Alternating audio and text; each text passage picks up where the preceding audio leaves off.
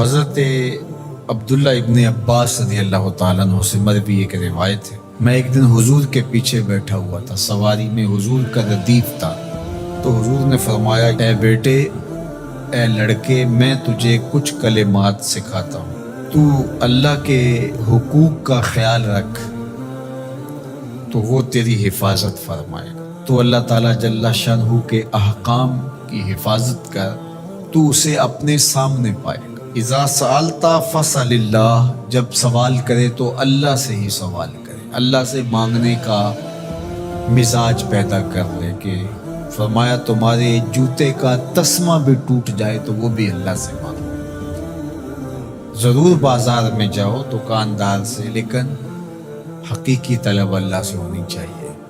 بات بات پہ اللہ سے سوال کرو، بڑی سے بڑی چیز بھی اس سے مانگو، چھوٹی سے چھوٹی چیز بھی اسی سے طلب کرو۔ ہماری ساری ضرورتوں کا کفیل ہمارا رب، ہمارا مالک ہے۔ تو دوسری نصیحت یہ کی کہ جب تو استعانت طلب کرے، مدد طلب کرے، تو اللہ سے ہی استعانت طلب کرے۔ وعلم، اور جان کہ اگر ساری امت، سارے لوگ، پوری قوم جمع ہو کے تمہیں فائدہ پہنچانے کی کوشش میں لگ جائیں تو تمہیں وہی فائدہ پہنچا سکتے ہیں جو تیرے لیے تیرے رب نے لکھا ہے۔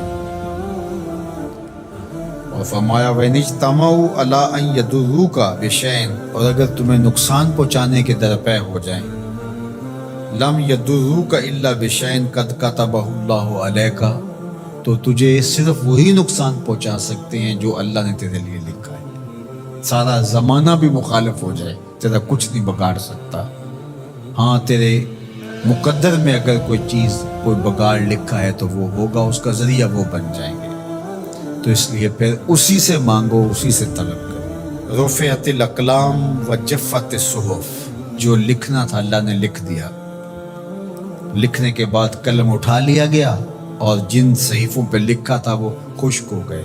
اب کتابیں بند ہیں، تو اس لیے اس نے تیرے لیے جو لکھا ہے وہ ہو کے رہے گا، تو خام خواہ لوگوں سے ڈرنے کی ضرورت نہیں ہے، اور تیرا فائدہ، تیرا نقصان اسی کے دستے قدرت میں ہے، تو اسی سے طلب کر، اسی سے مانگ۔ اور فرمایا تو اللہ تعالیٰ جل شانہ کو رخاء میں، خوشحالی میں یاد کر، یعرفک فی الشدہ، وہ تجھے مشکل میں پہچانے گا۔ یعنی جو شخص خوشحالی کے دور میں اس کے پاس دولت ہے، صحت ہے، تو اللہ تعالیٰ کو فراموش نہیں کرتا، اللہ اس کی بدحالی کے زمانے میں اس کو فراموش نہیں کرتا۔ وعلم، اور جان، ان النصر مع الصبر، کہ جو مدد ہے وہ صبر کے ساتھ آتی ہے۔ وان الفرج مع الکرب، اور کشادگی جو ہے وہ مشکل کے ساتھ آتی ہے۔ وان مع العسر یسرا، اور سہولت جو ہے وہ مشقت برداشت کرنے کے بعد آتی ہے۔ تنگی کے بعد فراخی آتی ہے، پہلو مشکل پھر تمنا، پہلو کنڈا پھر پھول، شاید مگروں پہلو مکھیاں ڈس دیاں ڈنگ والیاں۔ تو یہ سب ہوتا ہے، مشکلات، تکلیفیں، آلام، مصائب، ان سب سے گزر کر کے آسانیاں آتی ہیں۔ خود حضور کی زندگی دیکھ لیجئے، مدنی زندگی مکی زندگی کے گزرنے کے بعد، طائف کے مراحل کو طے کرنے کے بعد آتی ہے۔